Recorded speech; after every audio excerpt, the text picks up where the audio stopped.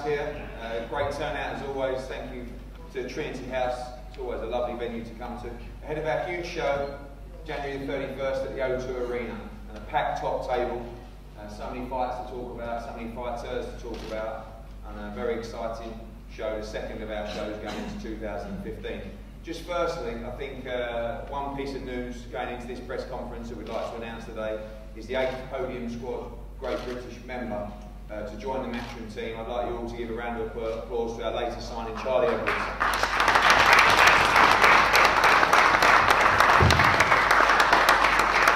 Before we talk about 31st, obviously Charlie will be making his professional debut there. Two-time ABA champion, European bronze medalist.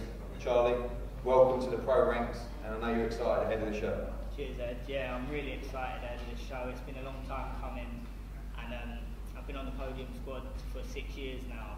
So coming off it was emotional. All the trainers and my friends are like family on there. So it's been emotional coming off, but it's exciting at the same time. I can't wait to get on the big show at the O2, being promoted by Eddie. It's a dream come true. He can take fighters all the way, and that's what I'm planning to do. So yeah, I just got to keep training hard, keep focused, and whatever Eddie throws at me, I'm going to be ready. So, good stuff. And obviously, you know, the likes of Scotty Cardle, Martin Wall, KFI, Luke Campbell, Anthony Joshua, all come through the GB setup for the podium squad. Callum Smith as well. We're looking to follow suit. Yeah, definitely. Like all my friends who I've watched go on and do great things. Anthony Joshua, Olympic champion, and now he's going to do great things as a pro. So to be alongside my teammates and be alongside my friends, it's just another step we can all take together. So really looking forward to it. Good stuff. And talking the show, to introduce the top table, Ben Hall down the far end, boxing on our last O2 show. There's going to be fighting Ryan Toms on the show. Ahara Davis, our undefeated lightweight prospect, also boxing this Saturday at York Hall on the prize fighter undercard. Ricky Boylan, who we saw in a fantastic fight for the English title against Tyler Goodjohn at the O2 last time, will now face Tommy Martin for the vacant English title in a fantastic 50-50 dust-up.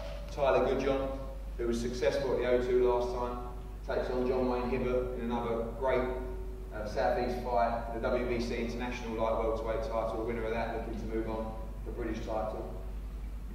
Down the far end, I'd like to welcome Isaac Chamberlain, someone who we've heard a lot about. He's going to be making his professional debut as well on the 31st. A huge talent, shortly departing to Alabama for sparring with Deontay Wilder. John Ryder, who I was hoping to announce his opponent today. We know we're in final talks with Jorge Sebastian Hyland, who just beat Matthew Macklin in Dublin, and I was hoping to have that announced tonight. It's not done yet, but I believe it will be in the next 48 hours. I think it's a wonderful fight for John, the WBC International title. He's ready now to move as fast as possible with sparring with Andy Lee, and now ranked in the top 10 of the WBO as well. Kevin Mitchell, in a wonderful fight with Daniel Estrada. A real opportunity. We had the IBF route all mapped out. We had a backward step, and now that fight we've applied to be a final eliminator for the winner of Jorge Linares against Javier Prieto. But Kevin will fight Daniel Estrada for the WBC silver title at the O2. We saw him fight Figueroa and Carson for the Kell Brook card recently for the world title. Charlie Edwards, as we know, making his debut, and welcome to Kevin Kingpin Johnson, back in the UK, been over here a number of times. Welcome to your boy as well, good to see you. And of course, the Olympic gold medalist, Anthony Joshua, 10-0, 10 knockouts, already becoming one of the hottest commodities in world boxing. Already 6,000 tickets sold for this event in about 10 days.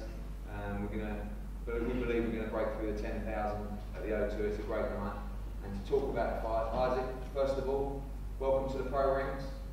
Excited ahead of your debut at the O2? Yeah, I'm very excited. It's been a long time coming. A lot of people have been waiting for my professional debut, and now that I'm with Macklin, Jamal Bayer, it's just I'm over the moon.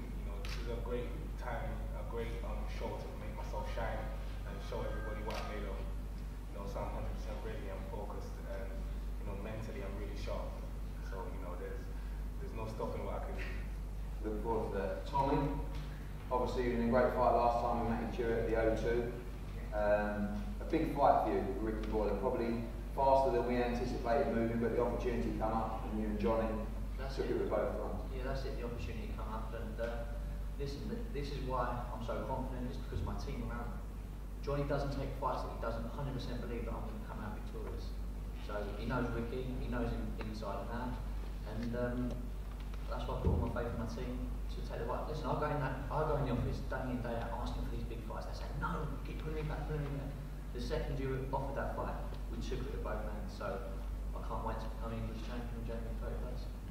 Ricky, great fight for you at the O2 last time. Your first time you've been in a fight like that, looking to bring the experience forward against Tommy on the 31st. Yeah, that's it. I've just got to go one better this time and make sure I go home with that belt. Obviously, my fight with Tyler, you all see it as a great fight. I think, you know, although I didn't come away with a win that night, but I showed people a lot of things about me. And I think with a proper training camp with Jamie and Nigel, I think you're going to see a different Ricky Boylan. And, you know, I'm going to be going home with that belt on the 31st of January. Tyler, probably the biggest night of your career last time at the O2, and now a big fight against John. Many expecting that to be a great fight for the WBC international title. Yes, obviously like the division is massive now, you know, with every fight it's getting hotter and hotter.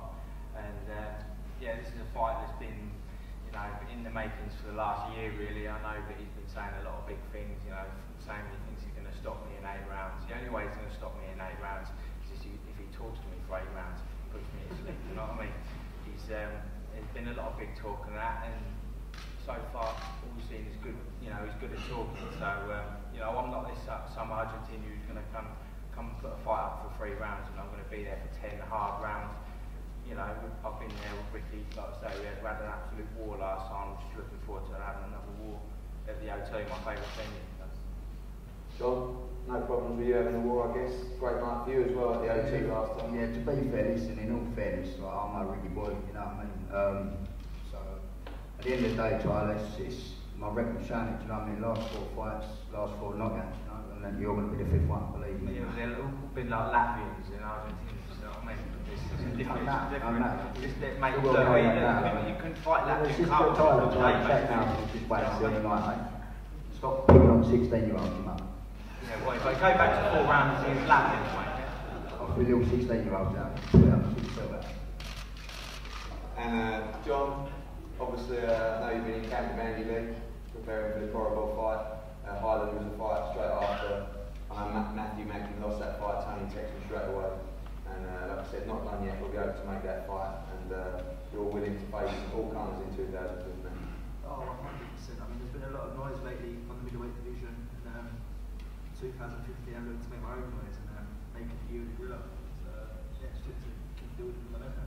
And obviously the fight on Saturday, Billy Joe against you, Ben. You had a very close fight with Billy Joe. Thoughts on that fight? It was a good fight. I mean, it was close at the end, but Billy Joe showed his grit and determination. He got through it. So, well done to him. He's got a British talent about that. Kevin, obviously back in the ring. A little bit of disappointment after. I think one of the best wins of your career against Madoon. Obviously, disappointment of missing the IBF check weight. A little bit of time out to have a little sulk up at the moment. Back down in the gym working harder than ever, and a massive fight for you. Yeah, big fight, but you know, so I believe in things happen for reasons. You know, I say at the time that I didn't get the shot with Vasquez, which would have been a very hard fight. I got a shot now against the Estrada, which I think is a fight I definitely like to win. I mean, it's not going to be the sort of fight I thought in my last fight, which was very tactical, sit on the back foot and wait for the time. This fight, I'll have to go out and win the fight. I'll have to go and take it to him. It's going to be an all-explosive sort of fight from my point of view. It'll be the top of the last fight. It'll be a fight where I'll go out and I'm going to make the fight happen. And then win that, which I fancy knocking him out midnight. Go on for the WBC title fight, which is another fight I know for a fact I'm going to win. Both these fights are good fights for me. Fights that I know in the stage of my career now, training Tony, the team around me that I know for a fact that I win. Certainly the Linares fight, one you particularly fancy. Yeah, and the champion of Southampton Linares in the winner. It's a fight I know Linares can be chinned, he can be caught, get put down, and that's what I'm good at, knocking people out. So that's a fight I fancy I know I'll do a job as well. Mr. Johnson, welcome. Yes, sir. Welcome. Yes, sir. That's me. Welcome. That's me. We're very excited about this fight. I'm very excited, so I'm very moved. I'm very puzzled. it's like a dream come true. The only thing I've ever asked for, to take a guy like Eddie Hearn to deliver on it, which is, can I just please get a fight with reasonable timing? And look at what he came out with. If this is not reasonable enough timing to prepare for championship material, I don't know what else to say. That's all I've ever asked for. Give me enough timing, and this takes the cake. You give me this, watch what I give you. You give me 10 days or 7 days, you get what you get. But this guy just gave me exactly what I needed, which is proper preparation time, which nobody else has given me, I think, in my whole career for Vitaly Klitschko. So I want to say thank you to Eddie and Matchroom team for just doing this the professional way, not the short way, not backhanded.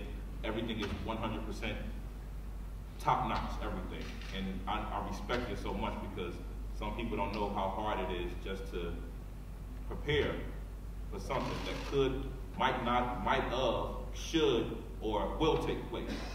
But Eddie told me a while ago, we're going to get this to happen, and you're going to be in the building. He's a man on his word, so I don't know what else to say.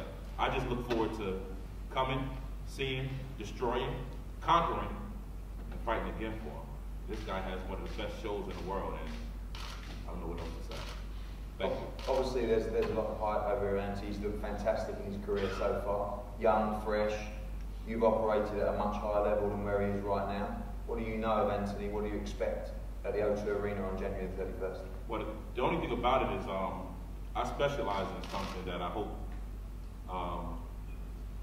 we're going to continue to capitalize on something that's always been a guy of his caliber's mistake, which was in my career I fought 4 gold Olympians, maybe 2 gold Olympians, and maybe a couple, but they all were Olympians, and every last one of them makes the same mistake. It's just one antidote to just make them lose, and it's up to his trainers to fix it. And if they don't fix it, he lost already. So I look forward to doing what I do best, which is destroying Olympian guys, because a guy of my caliber, I specialize on them.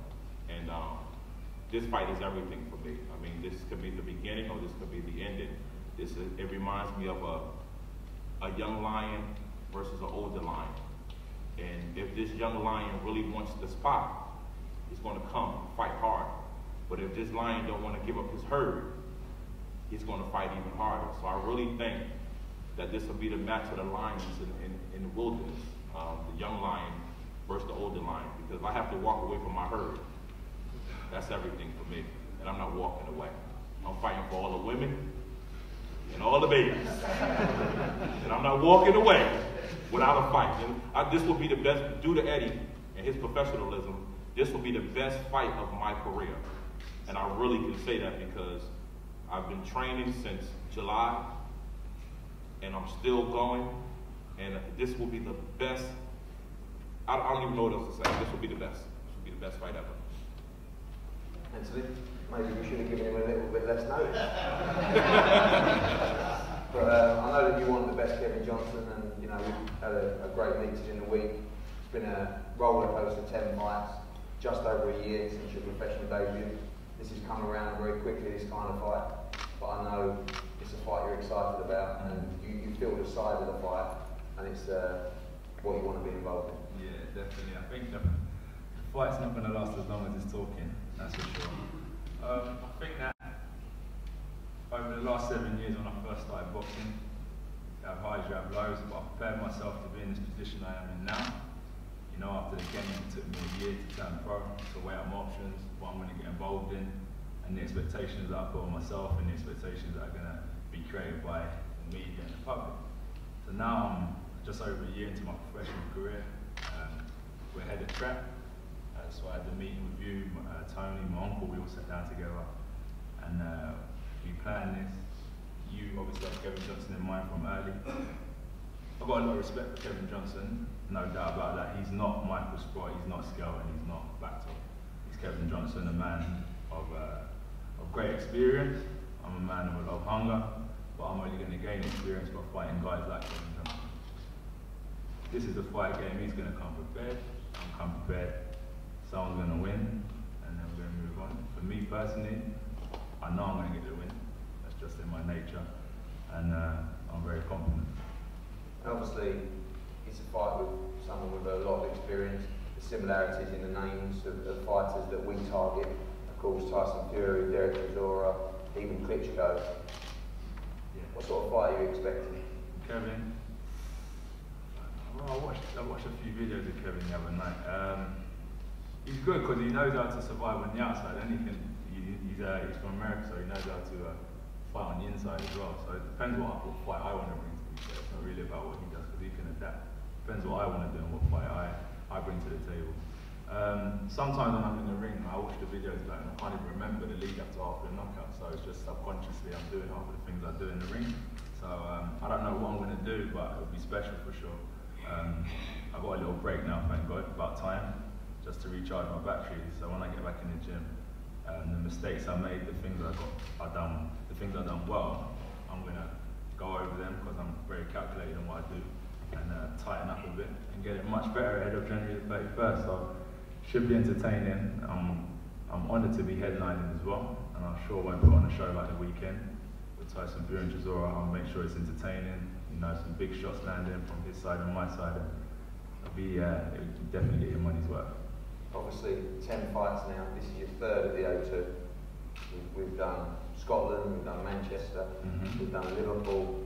You know, we've been all over the country. And O2 now really setting up as your home. And we're looking for a sellout here on the 31st. Yeah, I think, as you said, going around all these different places has been amazing. It's been a great strategy. And it's worked really well, and obviously coming from London, from Watford, O2 just seemed right. It's an amazing stadium to hold fights at. And as you said, I think we're doing well on ticket numbers so far. What, 9 weeks ago? 8 weeks ago, so we're well ahead of schedule. For me, I'm not really fussed how many people come, because I've done this in pub cellars when I first started. Now I'm at the O2, so it doesn't matter who's there, but whoever comes to witness, believe I'm going to put in my work. I'm going to be professional in training camp. So when it comes to the night, I'll turn up and put on a great show for everyone. Great stuff. But we expect that, as you said. So, just got a quick question. Out of this whole thing, something very amusing has moved me that have never moved me in my whole career. So I'm willing to make an agreement. I know Anthony's the man. I'm willing to make an agreement with him. That way we can get it in writing later. Anthony knocks me out. I donate 50% of my fight purse to one of his charities. I don't play with my money. But it's not playing. He said it's playing now. I mean, he was confident that he's going to knock out. I'm confident. Now, but you get knocked out, you donate 50% of your money to one of my charities. And I think that's a very fair game.